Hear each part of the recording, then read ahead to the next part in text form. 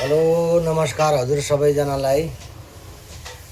आज गौ पूजा औँसी पितृ पुराण अनुसारमा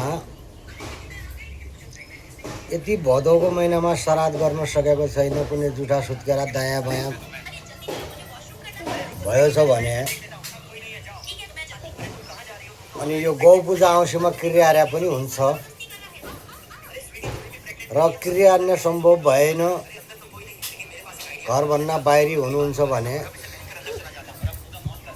चाहिँ फलफुल दान दक्षिणा अर्या पनि क्रिया सम्मान हुन्छ पितृपुराण अनुसार।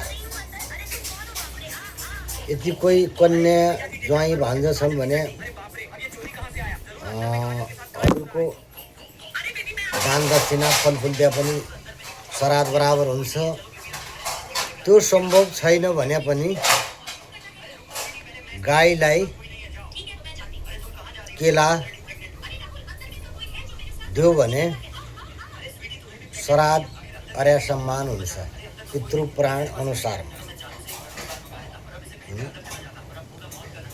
भाइटिकाको सबै नेपाली दाजुभाइ दिदीबहिनी तथा आमाबाबुलाई शुभकामना छ, छठ पर्वको शुभकामना छ।